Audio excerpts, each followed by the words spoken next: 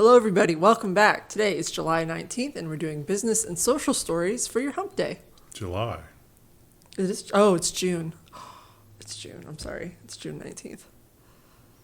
There's a bingo card. I haven't had one in a while. I've done really good for the last few weeks. I'm the one that's jet lagged. Come on. Yeah. Well, you know who's not doing good the last few weeks?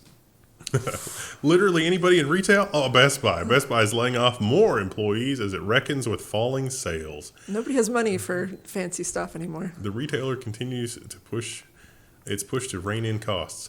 I've gone in Best Buy recently, actually.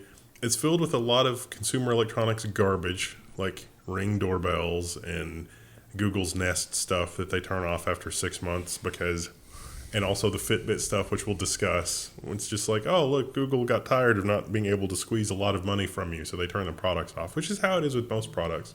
And then also overpriced appliances. It doesn't surprise me that Best Buy is struggling. They don't have to struggle. They have some creative things they could do with their brick and mortar locations. It's just that they're uninspired. It was interesting to me in this article, they used the term designer, which confused me for a second, but apparently they have like people who basically go into people's homes and tell them like, here's how you should design your space for like surround sound, whatever. And they're like, we're cutting a lot of that. And it's like, that seems like something that differentiates you in the market. Why would you cut that before something else? That is an insanely high margin thing that they do. They just don't do a lot of it. Yeah. Now all those people are just regular people in the store. Mm-hmm. Yeah. And probably the regular people in the store aren't working there anymore. Do you work at Best Buy? Engage below. Let us know how it's going. Also, like the whole Geek Squad thing, that's not gone well either. Now we learned that who was the other media company that fired like all of their creative people? A lot of them. I don't remember. There was one specific one, but it turns out that is not, like you say, it's pretty much everybody at this point. And as much as they want to try to gloss over it, it's AI. New York Times Union urges management to reconsider 9 art department cuts as paper ramps up AI tools. So the New York Times can just use AI tools to generate clip art for things that they need instead of paying artists. Well, why don't they just replace the writers too and the typesetters and everybody? Oh, they're working on it. Yeah. And then it's just, regurgitated content about nothing. And regurgitated content about nothing is what you can enjoy on your next flight. United Airlines starts serving passengers personalized ads on seat back screens. I wasn't sure if this was bait for me or Wendell, because both of us hate this. Yeah. Well, who doesn't hate this? Yeah, that's true. Who Wendell sits down? Wendell hates planes. I hate ads, so. Who sits down on a plane and is like, oh, ads? It's my favorite. I am kind of the weirdo, though, when I see the little magazine, the little in-flight magazine. I do look at it. It's mostly ads, but I still look at it. You know, with like the Sky Mall? Yeah, thing? yeah. Yeah, that's all that stuff you can get somewhere else for way cheaper. A fraction but of the I always price. look at it. But that's because you're a captive audience, right? Yeah, You're sitting there, you got nothing else to do, and that's what American Airlines thinks that it's going to bring in advertisers because now I'm assuming that, like everything else in the plane, it's not going to make noise. So you could maybe just cover it up or something. Yeah. They mentioned that they're going to be personalized ads. So I'm wondering if that changes based on what section you're in, like if you're in a high class, first class. Imagine how much information they get to screen you in an airport. That's true. They know everything about you. So all that's going to go into what ads that you see there. It's awful. And you know what else is awful? The war on cash. And if you don't believe that it's real, this might convince you. The Yahoo Finance article is, you want to pay it in cash? That's going to cost you extra. So this is talking about some sport stadium somewhere where they no longer take cash at the concession stand, which is wild. Some obscure sports stadium, Yankee Stadium. I thought they still took it, but they made you you had to go use an ATM to get It's a card. like a reverse ATM. Yeah. You put money in and it spits out a little piece of plastic. You get, what a wasteful thing too. Yeah, they take $3.50 for you for the privilege. But not just wasteful. How many lawmakers get up there and pound that podium? We got to stop money laundering. Well, you can tell me I can take cash and convert it into digital payments anonymously? Or maybe there's an app involved? Maybe it's too many steps just so I can buy a hot dog. I mean, a $7 hot dog. Yeah. So they point out that this is not exclusive to Yankee Stadium. This is appearing more and more. Also, it seems like the worst part of capitalism when we've just given in to the fact that perpetually, forever, always, you're going to be paying a credit card company 3.5% plus a transaction fee. Like, how is that? It's a needless middleman. Like, there's a third party involved in literally any transactions you would do. Capitalism is the transaction between two people. Nobody besides the two people need to have any knowledge of that transaction. Period. But listen, we understand all of your concerns, and we've got the solution. It's central bank digital currencies coming soon. That'll solve all these problems. But one problem that it's maybe not going to solve is the fact that no one wants to give you any money because there's not a lot flowing around right now, especially over in Germany. Germany sees company bankruptcies soar. This article is just really pretty worthless when it comes to speculating on reasons. Like, maybe it's the global situation. It did mention what industries were most impacted. I think it was like logistics, transportation. There was a third one. I don't remember. Transportation was a big one. That was the first one they mentioned, I think. Yeah, I don't need to leave my house because I don't have any money and I don't have a job. I don't need logistics because I'm not ordering anything online because, again, I don't have a job. I went to Amazon.com for the first time in a long time yesterday. What'd you get? I didn't order anything. I just went there to look at it, and then I was like, I don't need anything.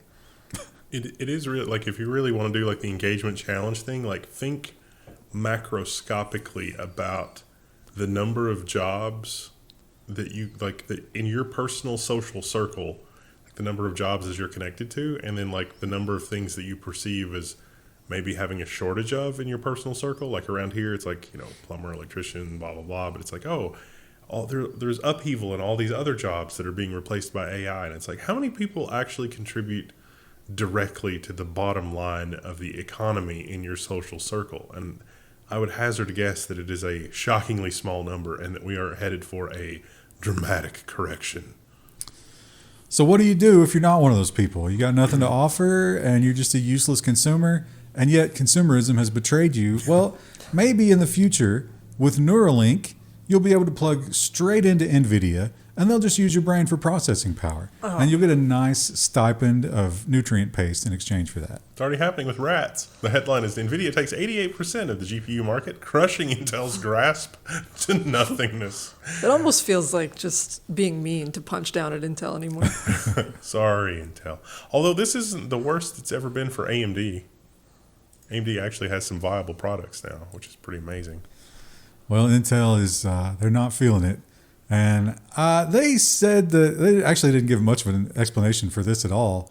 I think it's because line's going down and not war is raging, but maybe both. Might be because war is raging. The Reuters headline is Chipmaker Intel to halt 25 billion Israeli plant, the news website says. But Intel also put out a press release that said that they're not halting it. They're just thinking about it. They're restructuring.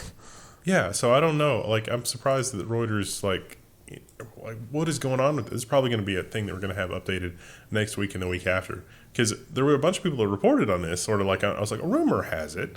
And then Intel was like, no. And then the Reuters thing's like, well, there's all these, there's these contractors have stopped working. And Intel's like, well, we're going to do some things a little differently. But we're not stopping. Now, usually, so I don't know. I will filter out all the pie in the sky, battery technology. When we had room temperature semiconductors, we did talk about that, but with a healthy dose of... That was wild. I'm not sure if this is real. And I don't think they are either. But it is interesting. Flow claims it can 100x any CPU's power with its companion chip and some elbow grease. Basically, they're looking at a very, very microscopic level of what the heck the CPU is doing and offering a way to do all of that in extremely parallel ways. And some analysts have looked at this and said, well, I mean, theoretically, yes, companies like Intel and AMD have also been working on cracking the nut in exactly this way, but they haven't figured it out yet. So, yeah, battery technology, yeah. Yeah, and importantly, this is not something that you would just drop in on an existing CPU. A CPU would have to be designed from the ground up to use this thing. So they're going to have a partner who's willing to go into this with them. Also not super useful in the context of GPUs, because GPUs are already massively parallel, although this company says there could be some gains for GPU type operations. And we've learned that Windows on ARM is coming. Will that change the ARM landscape? Well, it's certainly going to cause some strife. ARM says that it wants all Snapdragon X Elite laptops destroyed. This is wild. This is absolutely wild. So there was the Snapdragon press event, and major outlets like Linus's video, Linus Tech Tips, the Snapdragon Qualcomm, they made them blur in the video everywhere ARM was mentioned, which is crazy because it's hard. There's a licensing spat going on between ARM and Qualcomm, which if not resolved, then ARM would be within its rights to have import companies destroy these which is wild, absolutely wild. In the era of greenwashing, Again, yeah, it's like that's just so wasteful. Like, why? how can you support that? This is a licensing dispute, but also other customers of ARM that license the ARM design to do stuff, Apple, might be looking at this and saying, ARM, what are you doing? What are you doing there, buddy? They might be looking for an alternative because ARM is a little risky. And the terror of this headline is, how do they know this? We know how they know this, but just keep in mind, they know this. HP CEO, printed pages are down 20% since the pandemic. It definitely has nothing to do with their draconian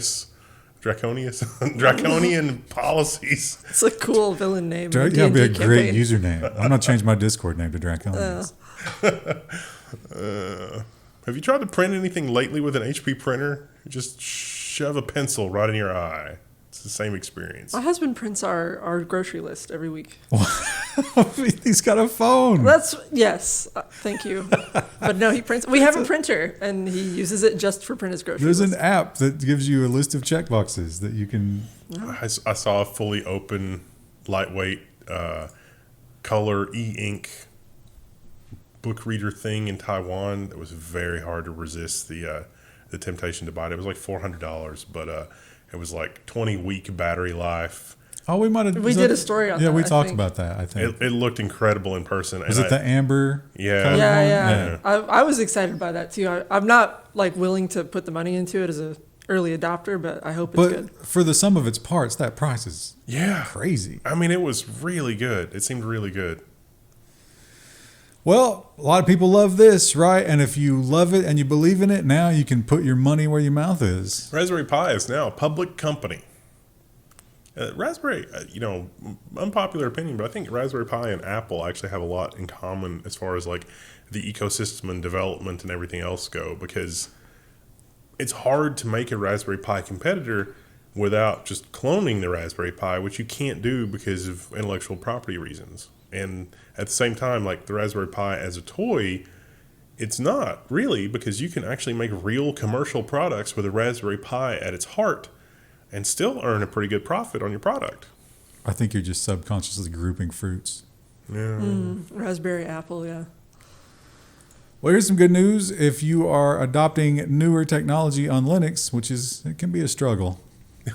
One line patch for Intel Meteor Lake yields up to 72% better performance and 7% performance uplift of GeoMean. Basically, they forgot to turn on some of the more advanced power management stuff in silicon. Oops. And with that on, in a laptop context, Meteor Lake does better. Now, Meteor Lake still was not really super competitive with AMD's solution. This makes it a lot more competitive, but Meteor Lake is last gen. Lunar Lake is going to be out in like another month or two. So maybe too little too late. And Roku. Oh, Roku. They've fallen so far, so fast, and the descent does not seem to be slowing. Roku TV owners complain that motion smoothing is stuck on after an update. No one likes motion Did you say smoothing. the descent is smooth? I remember the first time I saw a television with that. I was in college and I was at my dorm and they had the big TV in the lobby and it was like weirdly smooth like that. And I was like, why is it that way? The people managing the Git repository were definitely not smooth operators. Nah. Yeah, that's number one. Like, immediately turn that off in every video game. That's an awful setting. We got to do a video on. I've been trying to find like the Minis Forum equivalent of something that's like $150 or $200 And it's like, here's your $200 gum stick that you put this distribution of Linux on, and then you use your phone as a remote, and then just throw literally anything else in the trash. But the media companies have made it hard for us to do a video in a way that it's like, here's how you get the codecs to decode all the media without it defaulting to 720p. I think you also, in the age of hyperinflation, you might have to revise your number up a little bit. It's only $800 to, yeah. Well, over at SpaceX, it seems like they are having a good time over there, and maybe a little bit of grab-assing taking place. A lot of people don't like that. Elon Musk and SpaceX sued by former employees alleging sexual harassment and retaliation. I can understand everybody being real excited by SpaceX's success, though. Some of these seemed kind of tame. I mean, I guess they had an example. Wasn't there one? I might have seen this in a different article. Something about Elon would hire people by breast size. Well, no, I don't think he hired them by that, but like they just made some comments about that.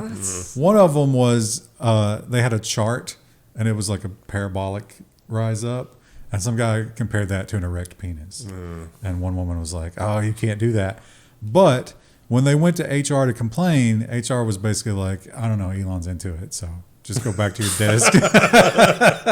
Which, like, HR is literally there to protect the company. What a lackadaisical way to handle that. One of the quotes, I think, was, SpaceX is Elon Musk, and Elon Musk is SpaceX. So, again, go back to your desk.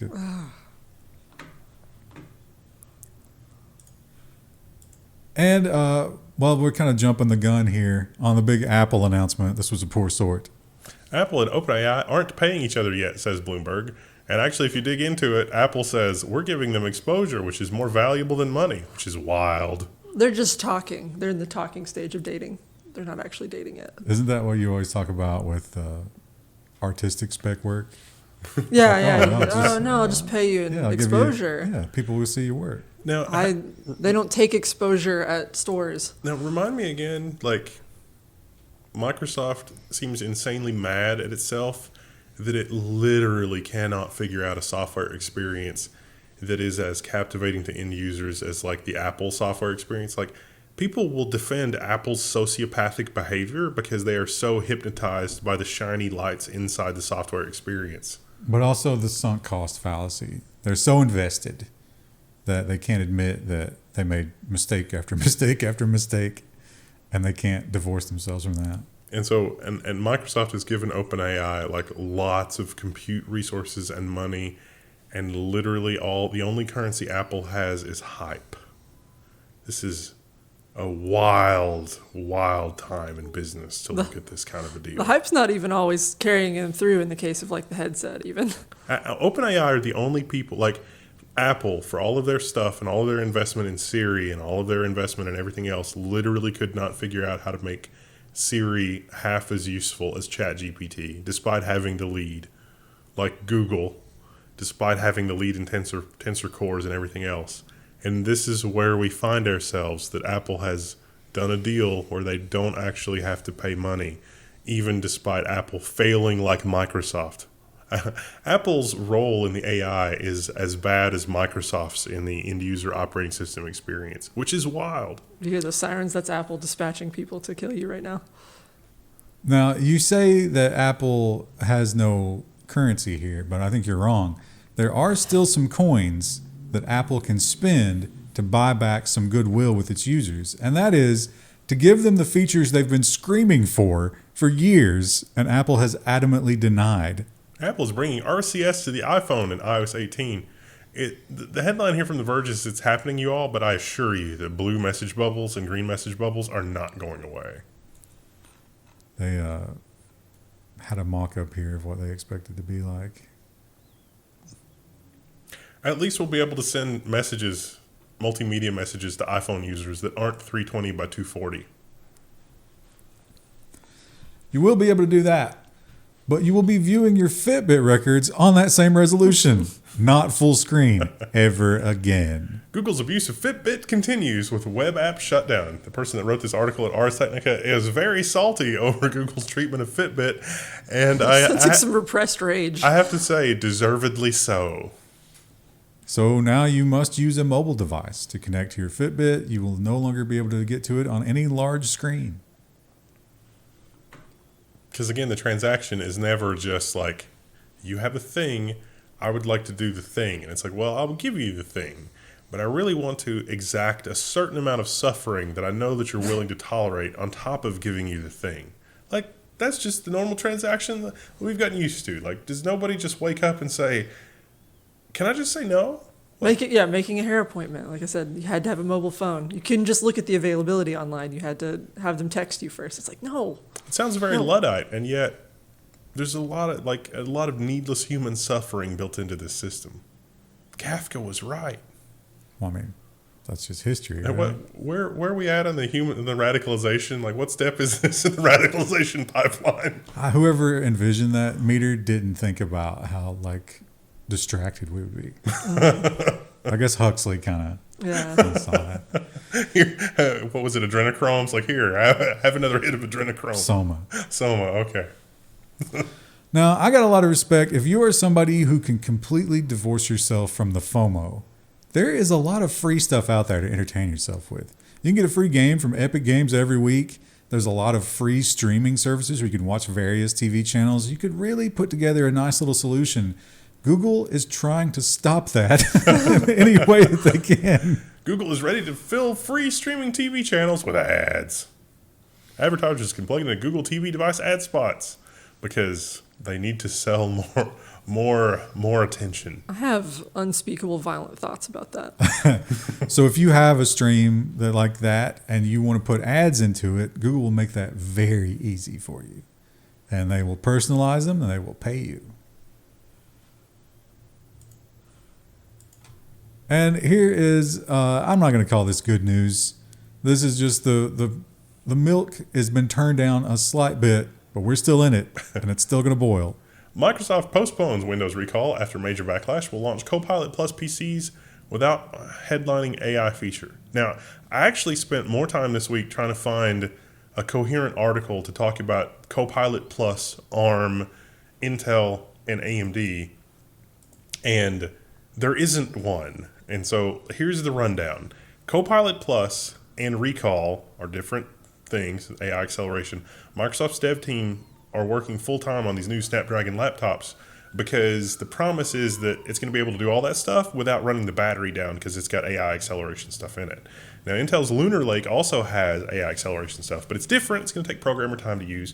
Same with AMD. AMD's got their NPU, which looks more performant on paper than Lunar Lake, but again, nobody has hands on these devices at the time we're shooting this. There's a lot of details, but there's no developers at Microsoft that are going to sign off on 3 different implementations of this in last-minute stuff. Microsoft also testified before Congress that Recall does a bunch of stuff in really secure ways. All of that was false. Like, not even connected to reality. Like, the executives not even talking to the programmers. It was so wildly inaccurate, at least based on Recall as it exists in the beta versions of Windows. And so Microsoft has said, you know what? Let's not retroactively lie to Congress. Let's just put that feature off, which is what this article is about. But there are AI features that are going to launch with the Snapdragon laptops, but not the other ones. It'll come later, and the whole thing is a giant mess, and end users are really confused about what exactly they're going to get and what exactly the features are and like why they're good and what it's going to do. And we mentioned the war on cash, and that is no better outlined than the future financial plans of Mastercard. Mastercard to phase out manual card entry for online payments in Europe by 2030. So how's that going to work? I'm going to have a little piece of plastic, and how am I going to not use the number on it? Well, you're probably not going to have that piece of plastic. You're going to have an app that's going to generate a token. Oh, yes, Krista, you're going to have it. And It pisses me off. it's going to be good for you. It's going to be secure, and don't fight it, or you won't get your nutrient paste. While you are using your new card and getting your universal central bank digital currency for your nutrient paste, you'll still be able to play Call of Duty. They'll never take that thank away goodness. from you. Every year there will be a new one too. But the problem is, those storage prices, not a good time. Call of Duty Black Ops 6 enormous 309 gig download, not representative of a typical player install experience. They also said that the textures will stream from the internet as you play, and it's definitely not a copy protection mechanism. So it turns out, I'm not a Call of Duty consumer, but they're giving you like so many different games. We tried, what was it, COD Blops? That was actually kind of fun. It was okay. Until the bots invaded. Yeah. Then it wasn't fun. You don't have to install all those games, but if you pay, what do you think? Actually, it's going to be free on Game Pass, which is, what do you think it'll cost? Like $70, $80? If you're going to pay that much, you're going to want to play all the games, I guess, right? You know what's a lot of fun after yesterday's patch? Helldivers 2. Oh, have you still been playing? Did the black hole ever become something? I don't know. Something happened there, a black hole emerged. I was gone. I Oh. didn't keep up with Yeah, it. I haven't played it since then. They did roll back you remember how they made the Quasar cannon just ridiculously awful? They rolled that back. Yeah, people are probably mad about it. Well, T-Mobile is... Speaking of people being angry, they're also rolling some things back, but they're not listening to the consumer like Helldivers is. The uncontracted customers have become enraged as T-Mobile unlocks its price lock with new rate hikes. So basically, it was just saying, hey, if you're under a contract, or if you're not under a contract, if you own your phone, we're not going to charge you extra. Now they charge you extra if you're unless you're under contract. So people complained, and they said, wait a minute, you gave me a contract, you said the price would never change. And they said, oh, no, look at this little fine print right here. In fact, it's not a forever price, but should you become unhappy with your price, you go through a convoluted process. They kick you off of T-Mobile and pay you back your last month. That's the deal. But price is going to go up. Yeah, yeah. And Nintendo also seems to be a company that is just hell-bent on alienating all of their fans. But much like Apple, they have dogged, addicted fans. And they know they can get away with this crap. Nintendo and Sega raid long-standing ROM sanctuaries to remove tons of classic games. I really liked the image on this article. The Yeah, they're library being destroyed. Nintendo and Sega are just like, no, no. So this was Vim's Lair. I'm not familiar with it, but apparently it was a very old, very well-loved ROM repository. And they have taken All the away classics are gone. Mario games. all the first-party stuff. Doom. You think id is behind some of that, or does Nintendo like own that now? No, I think it's like, this is the Nintendo ROM of this. It's like, nope. Now, do you remember when that dude purposely crashed a plane on YouTube and went to prison? Apparently, this guy doesn't remember it because he kind of followed in its footsteps. The headline on Bing is YouTuber charged over video of helicopter shooting fireworks at a Lamborghini. You're not allowed to have fireworks on an aircraft. Turns out that might be a safety issue. Well, I don't know if it's you're not allowed to have them. You're not allowed to fire them from the aircraft while it's in flight, which seems like an okay rule to me. Yeah. Definitely something that's maybe safety-minded. So he's facing some serious charges there. He might do some prison time if convicted. And here's maybe the depressing reality of the week. I don't see a way to fight this, and I don't know what I'm going to do. I'm going to have to find a new source of body cam videos. It's not good for us, too, as creators. Can we Like, reach out to the body cam people and get them set up on float plane? That'd probably be the way to go. I don't know. There's so many of them, though. I mean, you'd have to consolidate into a winner. I don't know, but it's just depressing. YouTube's next move might make it virtually impossible to block ads because the ads are going to be injected directly into our video feed. this article was kind of speculating how they'd do it. I don't think that they had revealed any actual plans to do this, but, I mean, It'll work. yeah, Well, eventually they'll probably go there. What we need is an AI plug-in that recognizes ads and jumps you forward in the video. There's one that does that for, like, sponsor stuff. But it's based on Time. the separation already in the timeline, right? This would have to watch the video. Yeah. That would be very heavy in terms of processing power to monitor all of that. Maybe your favorite creators can commit to using ads that are a specific length, like increments of 30 seconds or whatever. But I don't think they'll have control over this. That's right? the thing, yeah, like, well, how much, we don't have that much control. Oh, right, yeah. And you don't have control about what you can and cannot say or do on YouTube either. YouTube announces new restrictions on gun videos. Just saying the word gun has gotten us demonetized. Yeah. Yeah, I think this was like, there was a lot of, like, you can't Nothing 3D printed. You can't know anything. Nothing automatic. You should go to float plane now if you do anything even remotely a little bit sideways, because like you can't even talk about, like, you know, the Nintendo accessory where you could play a game called Duck Hunt, and there was a thing that would at the screen. Pew, pew. You can't say that. Like that's a thing. A lot of creators, it's like, oh, I would like to talk about the like the Nintendo thing that you would use with certain games, like Duck Hunt, or we had this thing called Super Scope 6, which was also another one of those things. And YouTube's like, I don't know, you probably shouldn't talk about that. It's like, that's wild. It's a depressing time to be a creator and also a consumer of YouTube. Yeah. Do you think maybe it has something to do with some of these people who make these decisions? Things like, oh, they might use those against me. I'm unpopular. But what is very popular still, despite all of the attacks against it, coming from people who still use it, is TikTok. A growing number of Americans are getting their news from TikTok because literally every other news source is full with things that are obviously not true or not completely true. And so it's like, what do you do? It's like, oh, here's some more things that are not completely true. It's great. I think a better way of saying what you just said is American media is bad at propaganda. Chinese media is great at it. I feel like there's a title for this video somewhere in there. People prefer the better flavor of propaganda. Also, you should only be getting your news from us. It's like propaganda MSG. It's delicious. I mean, I would love to it's like, a family of 3 or 4 around a table. It's like, oh, this is Paul. He works down at the docks in New York City, and he's just filling us in on the news from the docks for the last week. Like, that would be a good news program.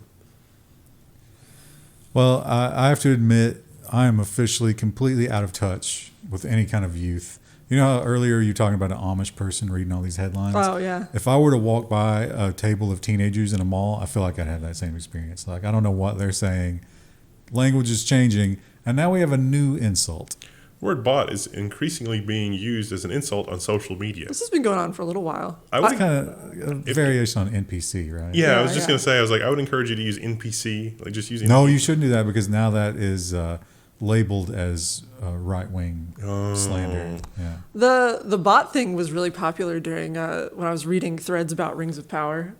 If you liked it or if you didn't like it, no matter what side you were on, you were called a bot. But some of the people who liked it and didn't like it were probably bots. Yeah, right? yeah. That's the thing. It's like you don't know what's real anymore.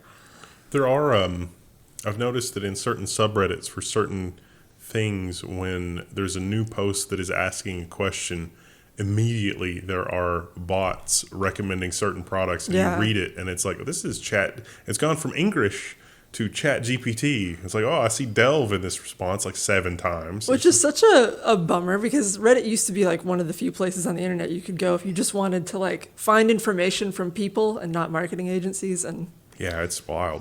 I've noticed the opposite of that as well, where sometimes you'll see the top upvoted comment and a lot of people responded to it, and one of the responses will be, this is a bot, here's their post history, here's I've been searching. I love that when people do that. That's so helpful. But it's buried. Yeah. A lot of the stuff on the front page of Reddit, I feel like I almost always browse it logged in, but every now and then I'll look at it logged out, and it's like, this is so clearly like either a bot content or like creative writing, and people just eat it up. It gets engagement, and that's all that they want. So I guess this is our future. Welcome to it. All right, chat, that's it for this one. We'll be back on Friday. Bye.